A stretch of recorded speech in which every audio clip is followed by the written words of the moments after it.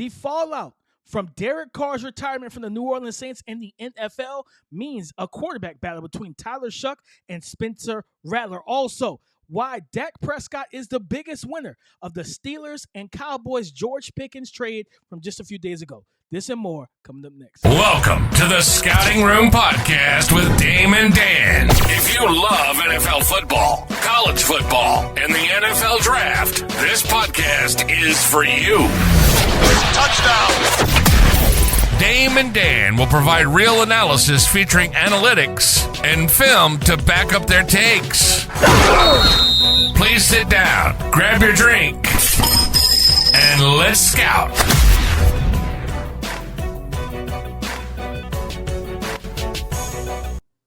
Welcome to the Scouting Room NFL Podcast with Dame and Dan. I'm Dame. That's Dan. We're your gracious hosts, and let's give the layout of the land. This podcast, we're talking everything football, NFL Draft, and college football, all included. So hopefully by the end of today's episode, you've given us a like if you're watching on YouTube, a subscription, a comment. But on the audio side, hopefully you subscribe and hit those automatic downloads to support this podcast. But Dan, how are we feeling, man? Dude, I'm feeling great. Finally getting this up off the ground. We've been trying to do this for probably a little over a year now. Some things have gotten in the way, but now this offseason, we are plowing forward, getting this going because we see around the landscape how things change, how you get to talk about NFL, college football, but having those deep level conversations about scheme, the tape, analytics, stats, all of those being inclusive. That's what we want to bring, some high-level conversations to this football realm, and that's what we're here to do, guys, and I'm excited to start this and get it going with my guy. Absolutely, man. Starting in the offseason was a big thing for us because, like, man, by the time we get to the regular season and we get to the actual football, we want to be in mid-season form, Dan. That's what we want to be. We want to be that well-oiled machine, that powerhouse that's already firing on all cylinders. And, guys, we had breaking news today, this morning. Derek Carr of the New Orleans Saints has officially retired at 34 years old. Everyone knew about coming into the NFL draft, they were going to need to look at quarterback, right? Because of the shoulder injury, Dan. And they talked about how it was a injury that could be pretty long lasting. We just didn't expect him to retire off of this injury. We were expecting, okay, maybe it's hey, he doesn't play in 2025. He gets released because they have the ability to get out of the contract, may have to eat some dead cap. And no, he's actually retiring from the NFL. Dan, what's your initial reaction to this Derek Carr news? Honestly, I was a little surprised to see full-on blown retirement, like just not being released, rework the contract to give him time to go recover so they can plow forward. No, full-on retirement, which, as we know with NFL quarterbacks, doesn't necessarily mean that they are done forever. It would not shock me if in a year or two Derek Carr is fully healthy. He's like, you guys, I've been working in the media industry. My arm feels good, and I'm ready to come back at 35, 36 years old with a couple years left. But overall, if you look at what the Saints needed to do, honestly, the contract situation, Derek Carr left $30 million on the table, and the Saints are giving him $10 million because basically saying, look, we're going to part ways now. We're not going to worry about that. You're not going to worry about this, and we're going to move forward with our quarterbacks right now. Everyone expecting it to be Tyler Shough, at least to an extent because of the trade up in the second round. But overall, Derek Carr, when you have the concussion and then the left hand injury last year, everyone thought he would be able to come back. He starts throwing in the offseason, and he starts feeling some pain. He has to have another surgery just to get that figured out and taken care of. Derek Carr was not a great NFL quarterback. He was a very good quarterback for the Raiders and then the Saints for a good chunk of years. And for a second-round pick to become that, it doesn't happen very often at the quarterback level. Outside of first rounds, the hit rate becomes very, very skewed, right, for these guys on day 2 and day 3. So the fact that he was able to do what he did and honestly overcome some of his own detriments, not wanting to throw the football downfield at times, even though he had all the tools to be able to be that guy, you start to see some of the flashes with the Saints where they're like, they have Rashid Shaheed and Chris Olave, and they're like, look, we need to get the ball down the field to these playmakers.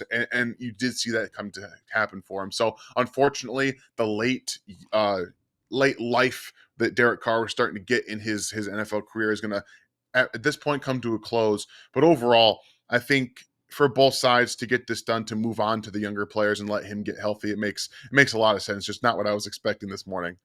No, me either.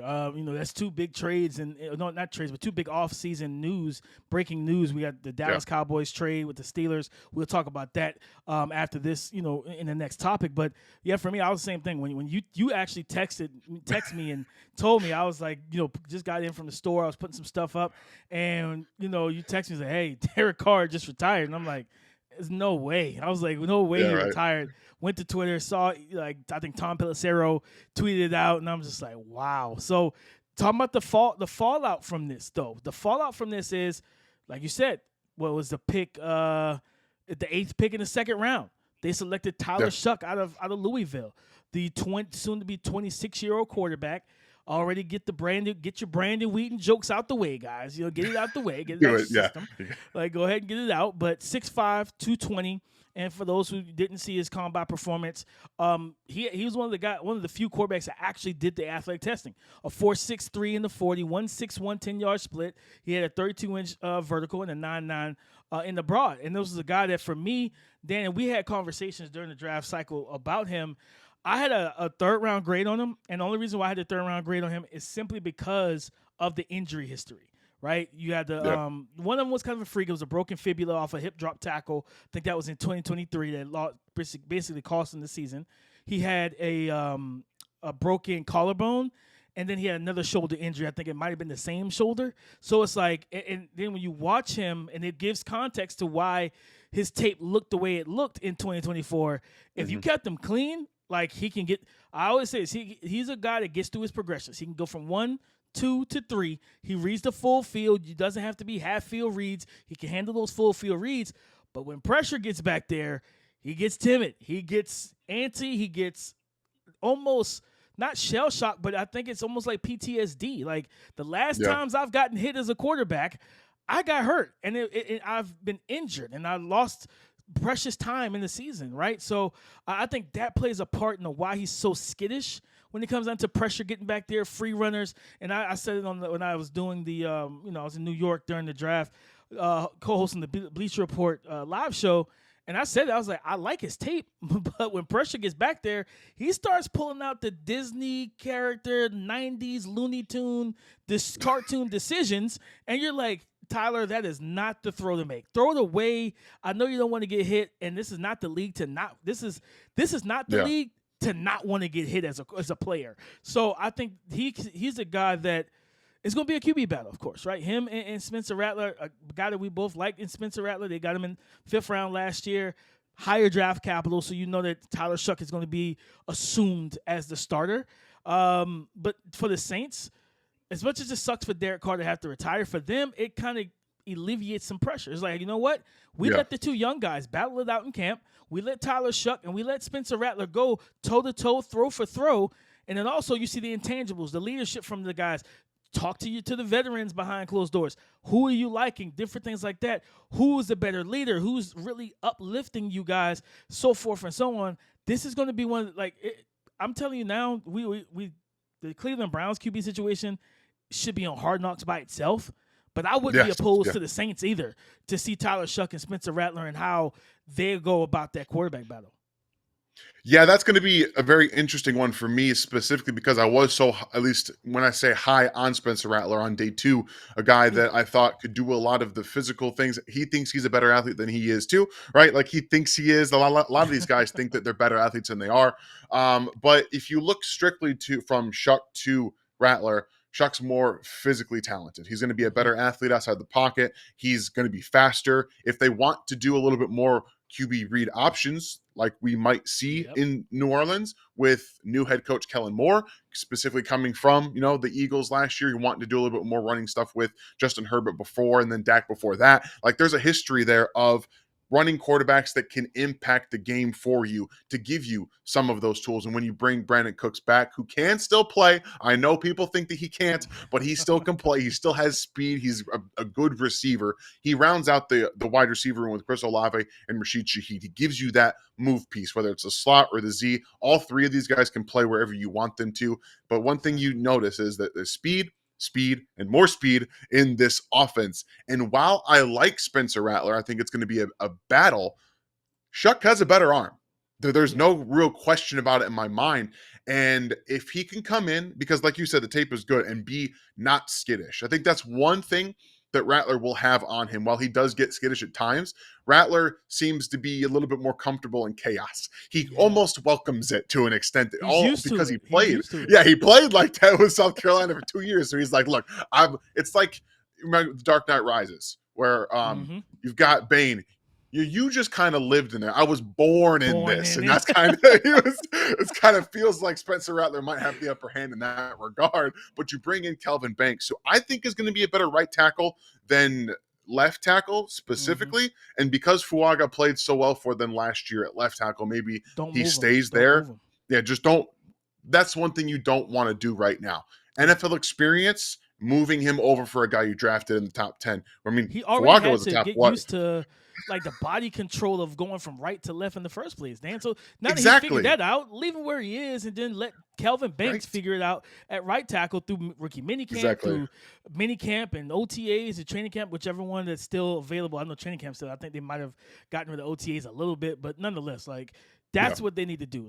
In this offensive line, you have Alvin Kamara. I think what you brought back, I think Juwan Johnson at tight end. You got Taysom Hill, who still does the tight end stuff as well, to do it all, just Swiss Army knife that he is. And then you also add Devin Neal to Alvin Kamara in the backfield. So this offense, and to your point about the Kellen Moore thing, his experience with Jalen Hurts, like I said this makes a lot of sense of him drafting, because what I was told by someone in New Orleans media market, this was a Kellen Moore pick for Tyler Shough. Yeah. Kellen Moore wanted Tyler Shough, and I believe he sees he can do similar things. Yeah, he's not going to run with the same level of power and physicality and the tush push and the squatting 650 pounds after games, and he's not going to do things Jalen Hurts. Yeah, that's what 100%. That's what Taysom Hill's for. Run him into the brick wall, But like Tyler Shough can run the QB zone read, the QB power, some of the counter stuff, especially in the low red zone where you want to force defenses to play 11 on 11 football and have to account for the quarterback, and it's going to give them more things to think about. So I absolutely feel like this is going to be again. I think everybody feels Tyler Shough should be the guy. And for good reason. He was drafted higher, 3 rounds higher a year later. But I do think it should be an open battle that is a objective open battle. And really, for me, I don't care where you're drafted, who outplays who in camp. Like, at the end of the day, that's what it is. If Spencer Rattler outplays Tyler Shough, you roll with Spencer Rattler. Mm-hmm. Like, you know what I mean? Because it's easier to go from the 5th round pick after 6 games than going from the 2nd round pick after 7. Like you can't do that, Dan. The fans are going to look at you crazy. Like, so we drafted him to bench him for the 5th round pick from last year. Why did we draft him in the first place? So I think to your point, the tools are there for Tyler Shough. But I'm excited to see. I don't know who's going to be on Hard Knocks yet, but I need either Cleveland or New Orleans to be on Hard Knocks, baby. I need to see these things just kind of play out in real time. But you talking about playing out in real time. Then a couple days ago, we had a big trade. The Dallas Cowboys completed a trade with the Pittsburgh Steelers, the Dallas Cowboys sent a 2026 3rd-round pick and I believe a 2027 5th or 6th, getting back George Pickens and I believe a 6th or 7th round pick in like 2027 as well. And now you really paired CeeDee Lamb and George Pickens together. Quick grade for me. I think the Steelers give it a B plus. The report said that Mike Tomlin no longer wanted to deal with George Pickens. He wanted him to mature. I feel like this, Dan.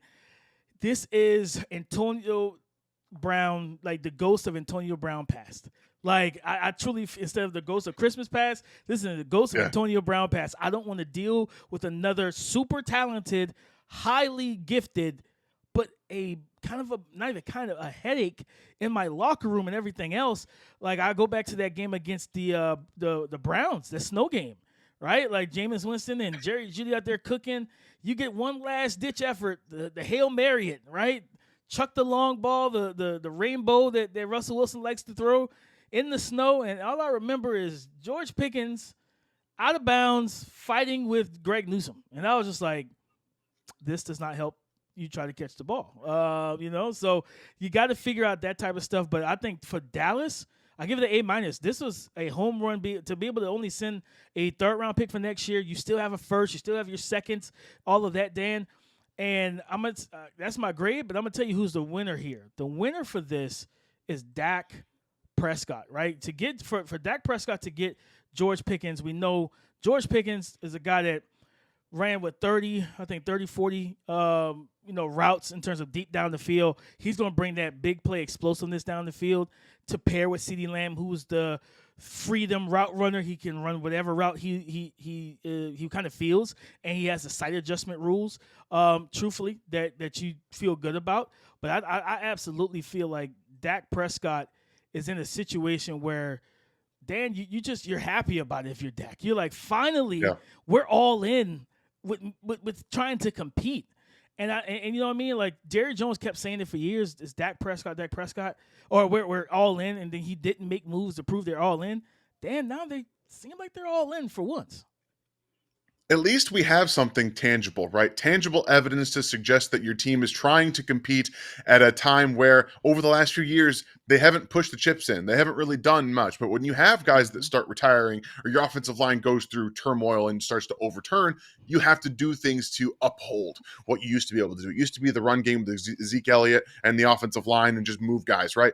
Things have changed. The run game has turned into a little bit of a different head. Now, you do have Javonte Williams coming over to be the guy that's just going to put his head down and get those Ezekiel Elliott yards. 3 yards if it's blocked well, 3 yards if it's not blocked well. Like, it feels like that's what it's going to be. Then you can mix in a little bit of Jaden Blue. You bring Miles Sanders in. They draft Phil Maffa, your guy out of Clemson there. But overall, it's a nice room. You have to be able to bring in something to complement the receivers you have. And we talk about roster construction all the time. When you look at Jalen Tolbert as the 2 and, Jonathan Mingo as the 3, doesn't look very good. But you can bring in George Pickens, who is a very good 2. I think we understand now that he's probably can be an elite 2, much like T. Higgins to Jamar Chase. That's what you're looking for with CeeDee Lamb, who can do everything. You can line him up outside, but he's going to work from the slot. He's going to manage space underneath. But if you give safeties something they really have to think about, because if you leave one-on-one George Pickens to the outside, we know Dak Prescott has never met a seam ball or a go ball one-on-one where he does not love. He loves those things. If he gets a step from a DB, from a guy underneath to be able to do some of that, overall, you love what George Pickens can bring to you from those perspectives with one-on-one situation, the ball control, body control, ball skills, the timing, right? The timing. He can adjust to the football so well, not just in space when it's in the air, but seeing the sight adjustments from the defender. He looks over and tracks, and he can make those adjustments based on where the defender is. If he has to come back to the football, if he can let it travel, when to show late hands, flash those around, the catch radius stuff, they're all there. So from a roster construction, you move Jalen Tolbert down, you move Kevontae Turpin down, you move Jonathan Mingo down and slot them all behind George Pickens. It all makes sense. It fits into it. You can run your 12 personnel with CD and George Pickens on the outside and have Jake Ferguson, Luke Schoonmaker, Brevin Spanford, any of these guys you want, because they will want to run more 12 and 13 personnel as teams are starting to do with the run game and playing against lighter boxes. Now it all makes sense. So Dak Prescott is going to come into a season healthy with an offensive array of playmakers, at least that make sense and that he can be at his best with this offense and this changing offensive line. 100%. And I think, that pairing, because they do different things in terms of what CeeDee Lamb and George Pickens are going to bring to the table, right? George Pickens last year did play more in the slot, if I remember correctly, and that was something he was excited about. But we know that the slot position in Dallas, that's where CeeDee Lamb thrives. Like, he can play everywhere. The X, the slot, the Z. He's the X, the F, and the Z. He could do all those things. But where he wins, especially you look at George Pickens, on deep throws, 20-plus air yards down the field, 30 routes ran, 30 targets. So he was basically 100%. He ran his routes. They threw it to him. 15 receptions, 515 yards, 1 touchdown. He averaged a little over 34 yards per attempt on those type of throws down the field. Where you look at CeeDee Lamb, and in the 15 games he played in 2024, no, all of it wasn't with Dak Prescott, but in the 15 games, he only ran 15 routes where the ball traveled 20-plus yards in the air. He was targeted all 15 times. He was 7 for 15, 226. 1 receiving touchdown, and he averaged a little over 32 yards per catch. So you look at that situation, you're like, man, but where he's going to really live and thrive is in that short to intermediate. To me, from under 10 yards to 19 yards, that's where CeeDee Lamb is going to really thrive. Because Dan, 103 routes ran on air yards under 10 yards per NFL Pro. Guys, pro.nfl.com. Go check it out. Go subscribe. Outstanding stuff that they have for us there from an analytics standpoint. He ran 103 routes, targeted 103 times, 72 receptions, 546 yards, and then he had 422 yards and 5 touchdowns in the intermediate. So I think these two guys are going to pair very well together. I think that, like you said, and I love the fact of Jalen Tobin and Jonathan Mingo, and I say this with respect, you're an afterthought for defenses, which is a good thing, because then, like, from a play calling standpoint, okay, I'm getting these guys on cornerback 4, 5, get them up on a linebacker or safety that's kind of that hybrid nickel. And, like, you know what? I feel good about this. I can, if you want to take away CeeDee Lamb and George Pickens, that's fine. Still got Ferguson, right? I think Jake Ferguson, the tight end, a guy who doesn't need to get 110 targets anymore. You give him more of the 60, 70 range. Let him be a guy in the middle of the field that teams forget about. You're going to have your tight end and your wide receivers 3 and 4 are basically going to be forgotten by the defenses, and that allows you to catch them off guard. They want to, try and take away all of those guys. Fine. And like you said, with the run game, Javonte Williams brought in Miles Sanders. I do believe Miles Sanders can make plays for him, but I think he's the guy that I'm looking forward to. Okay, you might get your job taken by one of these rookies, whether it's Jaden Blue, who's an outstanding receiver from out of Texas, the running back out of Texas, the 4'3", 4'2" kid, like explosive, big playmaking speed, outstanding receiver out of the backfield. So he gives that change of pace to Javonte Williams if Javonte is actually doing well carrying the rock. And if Javonte's struggling a little bit, and you still want to need a hammer, that's when you got a healthy Phil Maffa that you got in the 7th round out of Clemson, and you say, you know what, let's see what we have here in the 2 young pups and give them their shot. So Dallas, their offense is heading in the right direction and everything, man, and I really like what I see from them. Dan, talking about heading in the right direction, the Los Angeles Chargers went in the top of the 2nd round in 2024, selected Ladd McConkey. This is a guy that, out of the slot, I think it was like 67% of his snaps came out of the slot. And he was so good with the route running, his tempo, his patience, creating separation, giving Justin Herbert an easy button in the passing offense. They didn't have a tight end that was worth talking about in LA.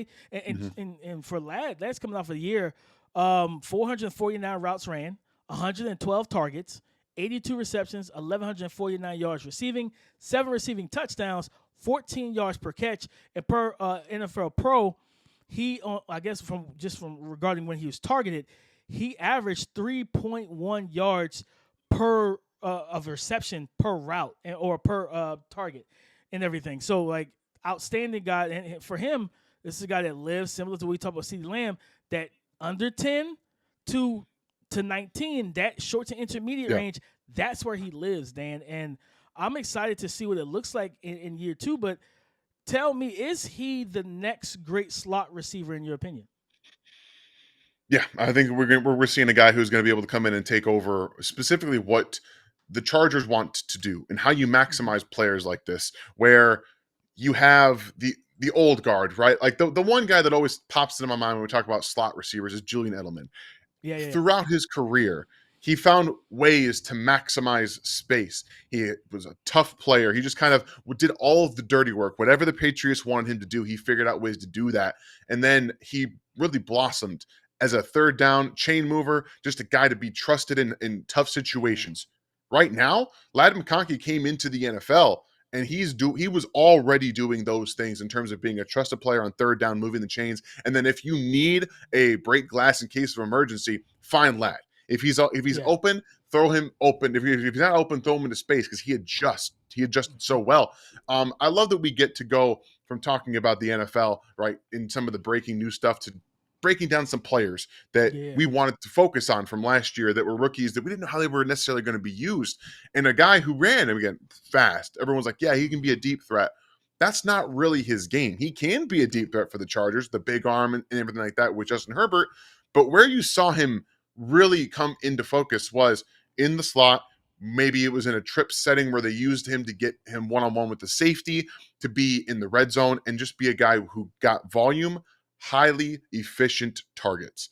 And then he blossomed not only as a route runner, but a guy who plays. We talked about how George Pickens times with the football. He has all of those types of skills in terms of tracking the football over his shoulder, using little crafty nuances in terms of slight push off here or just flash of the hands there to be able to make plays down the field when he's one-on-one. There was a delay wheel route that I watched where he was able to stack the defender up the right-hand side of the field and then just kind of lightly push away, create maybe like 1.5 yard separation for the ball to drop in.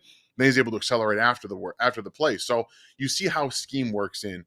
Obviously, every offense in the NFL is trying to scheme players open. When you're asked to just win and it's third down, it's man-to-man coverage, and you got to win now, Ladd McConkey is one of the best already in the NFL in trusting how to use his own quick feet efficiency, finding and exploiting space to be able to get in there and create first downs and be a trusted playmaker for Justin Herbert and this young, now getting better offense in year 2 for the Jim Harbaugh in Los Angeles. So I really appreciate what he does, and I think that this offense is just only going to be up from here with him at the helm. No, 100%. And I mean, you talk about it, right? You look at, he played 16 games last year. He only ran 9 routes with over 20 yards in terms of air yards down the field. He was targeted 9 times, 4 receptions, 155 yards, 2 receiving touchdowns. He had on those plays, he did average 38.8 yards per reception. It's a very small sample size. His average separation though, right? It was normally it's around 3. On the short to intermediate, it's 3.1 to 3.4. When it comes into those deep target, it drops from that to 1.7 yards of reception per target. So it lets you know he's not going to separate a whole lot down the field, despite that 40 time. Yeah. We were at the Senior Bowl. We saw him up close and personal last January, back in 2024, before he got drafted. This is a smaller receiver. I'm 5'5", Dan. I'm short. I stand by you, right? I'm a short guy. I'm a short king. He's not. He wasn't that much bigger than me when I saw him in person. I was like, wow, that's a smaller guy. But you see the suddenness. You see the short area quickness, the ability to win. And I love how Greg Roman, and I've been critical of Greg Roman over his coaching career, especially when he was in Baltimore. He is an outstanding run game coordinator, but this passing attack, you figured it out halfway through the year or by the end of the year of the first year him being there. But he's kind of done some different things that I really appreciate with what he has to work with in Los Angeles. A little bit more talent at the receiver position and the ability to just, okay, I know we have a great route runner. Let's give him space. Let's give him space to work. Let me motion that guy. It looks like it's a 3-by-1 set. Let's make it 2-by-2. Let's give him that space. And if you're playing 6-7 yards off with a cushion, he's going to sight adjust, stop the route, chop it off or break it off shorter, get open. It's nothing but space and opportunity. And then you see him be able to make plays after the catch as well. So, what Ladd is able to do, he is, and I believe this, Dan, this is not a hot take. I believe he's going to challenge Amon-Ra St. Brown with the Detroit Lions for the best slot receiver in the NFL. And I think these two guys in general, we've seen it with, granted, they all play for the same exact franchise. From Troy Brown to Deion Branch to Wes Welker to Julian Edelman, Danny Amendola. They've all played, Pop Douglas to an extent whenever they give him the ball over there in New England now. they have not been afraid of making the slot receiver the point of their passing attack. Yes. Most teams are a little weary of that because it's like, oh no, with the kind of archaic mindset of it's got to be a 6'4", 220-pound X receiver who's the guy. Like not necessarily. Depending on how you design your offense is how you get the ball to him. And I think same way we saw if Tez Johnson.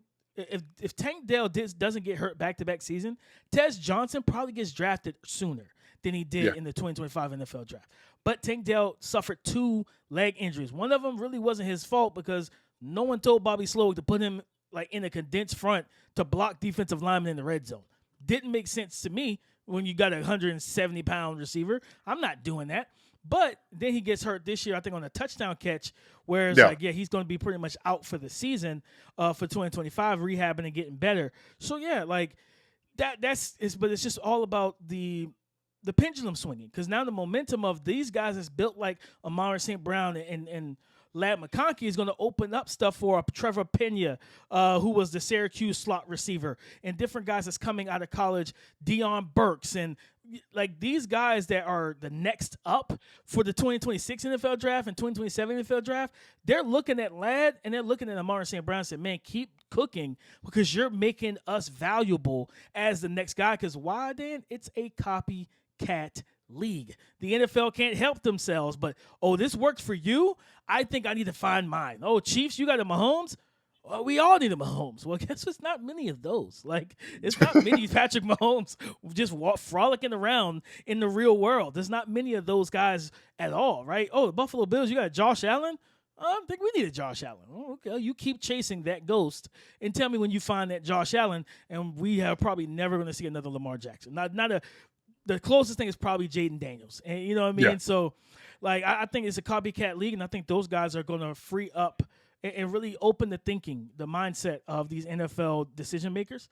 And then, talking about opening things up, man, one of the guys that we both loved coming out of college last year, out of Penn State, left tackle, Olu Fashanu. And he was, and I never moved. Then I stood 10 toes down. He was my OT1. I know Joe Alt got all the praise, the love, all that good stuff. He was my OT1. And Joe Alt went ahead of him. I think J.C. Latham went ahead of him. I was kind of sitting there wondering what is happening that we're taking. And I love J.C. Latham. Yeah, but I was like, I don't believe J.C. Latham is a better player than Olu Fashanu. And then he goes to the Jets. And, they had Tyron Smith. They had Morgan Moses. They had 2 veterans. Like, okay. I was a little shocked too there because I was like, where are you going to play him? I was like, maybe they play him at guard, right? You got Elijah Vera Tucker and different things like that. Like, maybe they play him at guard. Then they stuck him at tackle, but they flipped him around a little bit too much. Like, I think he had a preseason start at left tackle. He looked good. Then they said, let's play right. And I was like, no, like, don't think this is the answer, right? Because unlike Joe Alt, he kick slides. He kick steps. Yeah.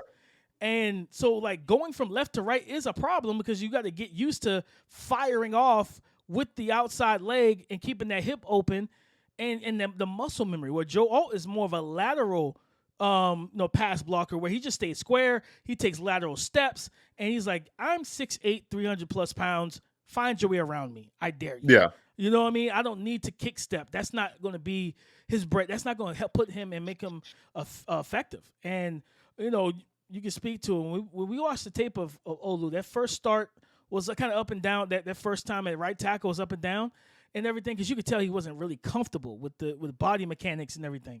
Once he goes back to the left side, he gets a couple games under his belt, he looked like the guy that we thought he was going to be. And I'm just excited to see what this looks like now because for a fact he's not moving because they drafted Armand Membu, who's going to play the right tackle out of Missouri.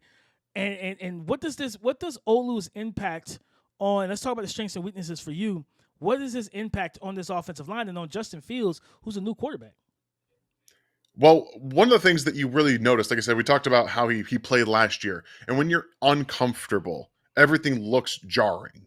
And that was one of the things because he did use his vertical sets, right? He likes to be more of a I need to get back, right? I'm going to fire out towards you, or I'm going to fire back, and I'm going to get my way back that way. When he was on some of those more vertical sets, or 45 to a vertical, you could see how uncomfortable he was trying to use that right foot to get back. And like you said, keeping that hip just a little bit open. But when he moved over to the left, it was like, oh, it's like sliding on a pair of shoes you've already broken in, right? These are comfortable. I can move in these. And he was much more comfortable. And when you can do that, you're not thinking about where your feet are. You're not thinking about your body, your lower half, and everything like that. And then you saw the hands. One of the most impressive things about him is how quickly he can jab and then counterattack. He uses the outside hands for the outside rushes, and then he's able to catch guys inside with his right hand. It's powerful, it's quick, and he can adjust guys like Josh Allen Hines. You see him catch on an inside counter move, and he just doesn't go anywhere. He gets grips on these guys, and they're like vices. So the fact that we can comfortably project him, again, he had about 4 or 5 starts before he got injured again for the Jets at left tackle, and you can project him getting healthy where he doesn't have to play right tackle. Now we're going to do a little bit of knock on wood here, because the Jets offensive line has done nothing but get injured year after year after year, and it doesn't matter who plays there. So we're going to hope that he's able to stay healthy and that everyone there is, because the bookend tackles for a quarterback that holds the football too long is very important. He never had that even at any point in his career, from the Bears even to the Steelers last year. They had to move guys around with injuries and different offensive line combinations. So if we can have a full training camp, a full preseason with the same guys, that's going to be something that Justin Fields has almost never experienced since college football. That is an insane thing to think about. And again, Membo is a fantastic right tackle. These guys are also power players. They're aggressive. They want to finish guys when they get the opportunity to in the run game or in the passing game, in terms of snatches or just kind of throws aside. That's another area where you want to run the football too. Breece Hall is still in New York as of now. I know there's rumors, rumblings that he might get traded here or there. Right. But the one thing you can count on is Aaron Glenn learned a lot from watching the Detroit Lions over the past few years, and he wants to establish that culture. Fashanu and Membo are going to be guys, bookends, if they can stay healthy, to help run the run game through Breece Hall, Braylon Allen, whoever they want back there, but also pass protection. These guys are very, very good. And when you're comfortable, both of them will be comfortable. It's going to allow, hopefully Justin Fields to be more comfortable as well. So when you get to see Fashanu in that comfort spot, the physical way that he plays with the quickness of his hands, and then honestly the explosive way he can move outside, inside, and use that quick footwork to mirror inside, it was so beautiful to watch in motion against NFL talent. Like it was so great to see. So I really hope that these guys can stay healthy and help Justin Fields out with the first real bookend tackles that he's had since college football, man. Which is an insane thing to say. Like, he's been in the league 4 or 5 years now, and it's been since Ohio State that he's had a really good offensive line. Yeah. That he could feel comfortable throwing the deep ball, things of that nature. And like you said, like for Olu, going from right to left was like putting on those pair of shoes. Like, oh, my feet just slide in. To me, it's like coming from like being on the work trip and getting back to your own bed, and you just lay down like, this is mine. Yeah, like, this is. I know all the soft spots. I know all the spots where I'm comfortable. Like, let me find my crease in my bed. Like, that's what it feels like, and it's that sigh of relief. Like, you know what? I'm home. I'm where I'm supposed to be. This is my house. Like, something's broken, I'm fine. Like, I can fix it. Like, I'm good. And I think with Olu, and to your point, because I love the maturation of him from a hand standpoint. At Penn State, the thing that drove me crazy with him was that he was an inside hand first puncher. Yeah. And it's like, you can't recover if you're using your inside hand first. So it's like, granted, like, he has such great like hand strength, lat strength, grip strength, and his anchor is outstanding. Like, you will see him, guys push him back a couple steps, and when he drops, the rep is over.